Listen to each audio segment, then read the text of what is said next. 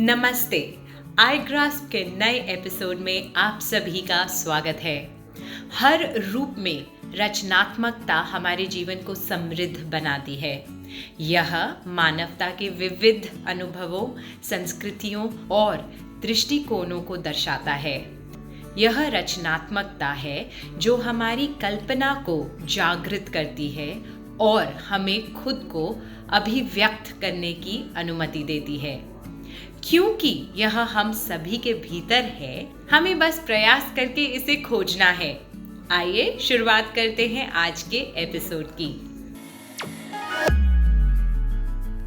अब अक्टूबर शुरू हो गया है और आप सबको मालूम है कि इसका क्या मतलब है। यह नोबेल पुरस्कारों का समय है। क्या आपको मालूम है कि नोबेल पुरस्कारों की शुरुआत 1901 में अल्फ्रेड नोबेल द्वारा की गई थी। वे एक बिजनेसमैन और केमिस्ट थे और उन्होंने डायनामाइट का आविष्कार किया था। कोविड-19 वैक्सीन तैयार करने के लिए चिकित्सा के क्षेत्र में 2 वैज्ञानिकों को नोबेल पुरस्कार से सम्मानित किया गया।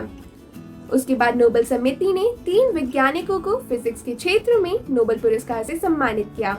उन वैज्ञानिकों ने यह अध्ययन किया था कि टाइनीस्ट फ्रैक्शंस ऑफ सेकंड्स के दौरान एटम के आसपास इलेक्ट्रॉन्स कैसे चक्कर लगाते हैं। केमिस्ट्री में डिस्कवरी और डेवलपमेंट ऑफ क्वांटम डॉट्स के लिए नोबेल पुरस्कार दिया गया, जिससे सर्जन्स को अन्य बातों के साथ साथ ट्यूमर सर्जरीज के दौरान सहायता मिल सकती है। नार्गिस मोहम्मदी को ईरान में मानव अधिकारों और स्वतंत्रता को आगे बढ़ाने के लिए नोबेल शांति पुरस्कार से सम्मानित किया गया। अर्थशास्त्र में क्लॉडिया गोल्डन को महिलाओं की जॉब मार्केट आउटकम्स के संबंध में उनकी रिसर्च के लिए नोबेल पुरस्कार से सम्मानित किया गया।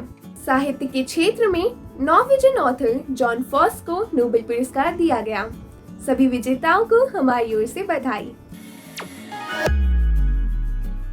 आईसीसी क्रिकेट वर्ल्ड कप 2023 के कई मैच हो चुके हैं और अभी तक भारत का खेल काफी रोमांचक रहा है। ऑस्ट्रेलिया और अफगानिस्तान के साथ खेले गए 2 मैच जीतने के बाद भारत ने अपने हिस्टोरिक राइवल पाकिस्तान के साथ तीसरा मैच खेला और अब भारत टॉप 4 पोजीशन में है।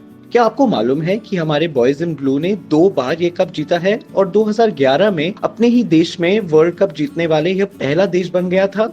हमें उम्मीद है कि इस साल भी इतिहास दोहराया जाएगा, लेकिन यह बात समय ही तय करेगा, क्योंकि अभी 35 से भी ज्यादा मैच और खेले जाने हैं। और रोमांचक समाचारों के लिए हमारे साथ बने रहें। हाल ही में एशिया खेलों में पुरुषों के डबल्स में ऐतिहासिक गोल्ड मेडल जीतने के बाद सात्विक साईराज, रांकी रेड्डी और चिराग शेट्टी अब बैडमिंटन वर्ल्ड फेडरेशन रैंकिंग्स में पहले स्थान पर आ गए हैं। क्या आपको मालूम है कि वे पहले स्थान पर आने वाली भारत की डबल्स का पहला पैर बन गए हैं। 2022 से उन्होंने 5 वर्ल्ड टूर टाइटल्स जीतने के साथ कॉमनवेल्थ गेम्स में भी गोल्ड मेडल जीता था। उनकी इस उपलब्धि के लिए हम उन्हें बधाई देते हैं। अभी चल रहा क्रिकेट वर्ल्ड कप बहुत ही रोमांचक है, लेकिन 2034 के वर्ल्ड कप के बारे में एक और रोमांचक समाचार है।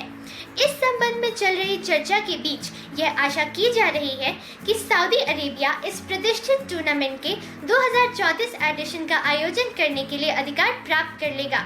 क्या आपको ये मालूम है कि पहले ही यह घोषणा की जा चुकी है कि 2030 का इवेंट मोरक्को, पोर्चुगल और स्पेन में खेला जाएगा और पहले वर्ल्ड कप की शताब्दी मनाने के लिए ओपनिंग 3 गेम्स यूरुग्वे, पैराग्वे और अर्जेंटीना में खेले जाएंगे। 2026 के एडिशन का आयोजन 3 देशों कनाडा, मेक्सिको और यूनाइटेड स्टेट्स द्वारा किया जाएगा। हमें अपने प्रिय फुटबॉल टूर्नामेंट के भविष्य के बारे में और समाचारों का इंतजार है। क्या आपको मालूम है कि कल एनुअल सोलर एक्लिप्स का दिन था। इसे ring of fire solar eclipse भी कहा जाता है और यह एक रेयर एस्ट्रोनॉमिकल इवेंट था जहां सूर्य के सामने चांद की स्थिति इस प्रकार होती है कि हमें प्रकाश का एक सुंदर गोला ही दिखाई देता है। यह दृश्य यूनाइटेड स्टेट्स के कुछ भागों और वेस्टर्न हेमिस्फीयर के अन्य देशों में दिखाई दिया था। नासा के वैज्ञानिकों ने कठोर परिश्रम करके 3 रॉकेट लॉन्च किए हैं ताकि इस बात का पता लगाया जा सके कि ग्रहण के दौरान सूर्य की रोशनी अचानक कम होने से वातावरण पर क्या प्रभाव पड़ता है। यह तो बहुत ही इंटरेस्टिंग है ना आई ग्रास्पर्स। ओजोन छिद्र हमारी ओजोन की सतह के धीरे धीरे पतला होने के कारण बनता है। यह वायुमंडल में मनुष्य द्वारा बनाए गए केमिकल्स के बढ़ने से होता है। लेकिन क्या आपको मालूम है कि वैज्ञानिकों ने बलून्स और सैटेलाइट पर इंस्ट्रूमेंट्स का प्रयोग करके सबसे पहले 1970 में ओजोन होल का पता लगाया था? अभी हाल ही में रिसर्चर्स ने यह पाया है कि अंटार्कटिक के ऊपर इसका आकार लगभग 26 मिलियन स्क्वायर किलोमीटर हो गया है। यह आकार ब्राजील देश के आकार से लगभग 3 गुना बड़ा है। वैज्ञानिकों के अनुसार 2022 में हुआ वोल्केनिक इरप्शन भी इसका कारण हो सकता है। इस संबंध में हम ऐसे छोटे लेकिन महत्वपूर्ण बदलावों के बारे में सोचें जिनका प्रभाव बड़े हों। माउंट ब्लैंक फ्रांस का सबसे ऊंचा पर्वत है और ये यूरोप की प्रसिद्ध एल्प्स पर्वत श्रृंखला का आइकॉनिक सिंबल रहा है। लेकिन क्या आपको मालूम है कि पिछले 2 साल में इस पर्वत की ऊंचाई कम हो गई है? हाल ही में रिसर्च ने यह पता लगाया है कि इस पर्वत की चोटी 2021 की तुलना में 2.2 मीटर कम हो गई है। और भी खतरनाक बात यह है कि उस क्षेत्र में यह जलवायु परिवर्तन का प्रभाव है। वह टीम अगले कुछ सालों में इस सिद्धांत की पुष्टि के लिए और अध्ययन करेगी और हमें उनसे प्राप्त जानकारी का इंतजार है। क्या आपको मालूम है कि दुनिया के सबसे छोटे फ्लावरिंग प्लांट को वाटर मील कहा जाता है? वैज्ञानिक अब एक महत्वपूर्ण बात का पता लगाने के बारे में काम कर रहे हैं कि क्या ये छोटा पौधा एस्ट्रोनॉट के लिए न्यूट्रिशन और ऑक्सीजन का साधन बन सकता है। वाटर मील एक रूटलेस और स्टेमलेस प्लांट है। यह एशिया के कुछ भागों में वाटर बॉडीज की सतह पर तैरता हुआ पाया जा सकता है। यह एक साधारण पौधा है जो तेजी से बढ़ता है, इसीलिए इसके संबंध में यह पता लगाया जा सकता है कि क्या इसे ऑल्टरनेट ग्रेविटी में उगाया जा सकता है। और भी रोचक समाचारों के लिए हमारे चैनल को सब्सक्राइब करें। भारत के आकाश की रक्षा करने वाली हमारी सशक्त एयरफोर्स को सम्मान देने के लिए हर साल अक्टूबर में भारतीय एयरफोर्स दिवस का आयोजन किया जाता है।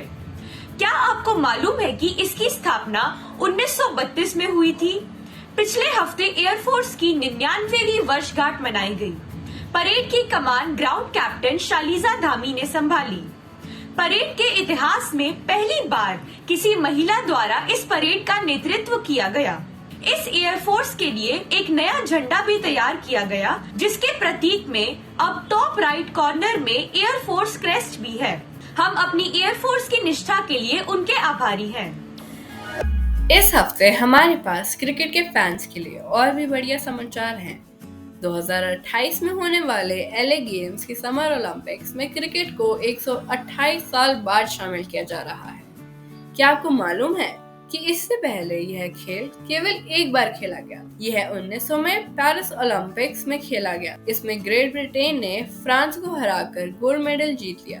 तब से अब तक बहुत से परिवर्तन हुए हैं और अब इसमें और भी कई देश शामिल हो गए हैं। वह सभी 2028 में गोल्ड जीतने की कोशिश करेंगे और हमें उन खेलों का बेताबी से इंतजार है। दुनिया के लैंडमार्क्स।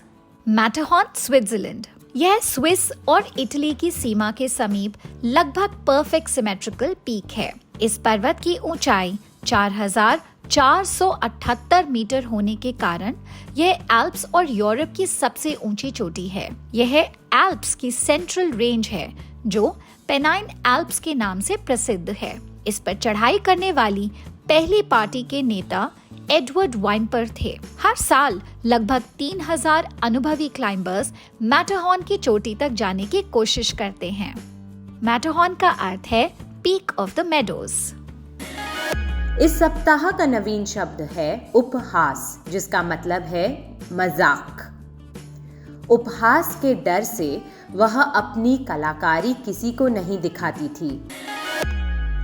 इस सप्ताह की पहेली है हरा चोर लाल मकान, उसमें बैठा काला शैतान। गर्मी में वह है दिखता, सर्दी में गायब हो जाता। बताओ क्या? तरबूज। क्या आपको मालूम है कि एल्युमिनियम को हमेशा के लिए रिसाइकल किया जा सकता है? कागज को रिसाइकल करने की एक सीमा है, लेकिन एल्युमिनियम को हमेशा के लिए रिसाइकल किया जा सकता है। एल्युमिनियम को रिसाइकल करने पर उससे इतनी ऊर्जा पैदा होती है कि उससे एक टेलीविजन चलाया जा सकता है। एल्यूमिनियम का एक कैन टेलीविजन चलाने के लिए कितने घंटे की ऊर्जा उत्पन्न कर सकता है? अपने उत्तर contact us @igrasp.com पर अपने पूरे नाम, स्कूल के नाम और एक फोटो के साथ लिख भेजिए। पिछले सप्ताह के प्रश्न का उत्तर। सरदार वल्लभ भाई पटेल गांधी जी के प्रतिनिधि थे जिन्होंने 1946 के रॉयल इंडियन नेवी विद्रोह को रोक दिया था। भावी युवाओं के लिए भारत के प्रमुख समाचार कैप्सूल iGrasp द्वारा आयोजित साप्ताहिक क्विज में सफलतापूर्वक भाग लेने पर Saint Kabir Indian International School Vadodara Gujarat की शिवानी शिवकुमार का हार्दिक अभिनंदन। रचनात्मक अभिव्यक्ति वह है जिससे कोई व्यक्ति खुद को बाहरी रूप से अभिव्यक्त करना सीखता है। यह हमारे दिमाग में क्या चल रहा है उस पर ध्यान केंद्रित करने और अपनी कल्पना का उपयोग करके कुछ ऐसा बनाने की क्षमता है जो शायद यह दर्शाता है कि हम कौन हैं। यह पेंटिंग, लेखन, संगीत आदि के रूप में हो सकता है। इसलिए व्यक्त करते रहें और बनाते रहें। आपसे अगले हफ्ते फिर मुलाकात होगी। नमस्ते।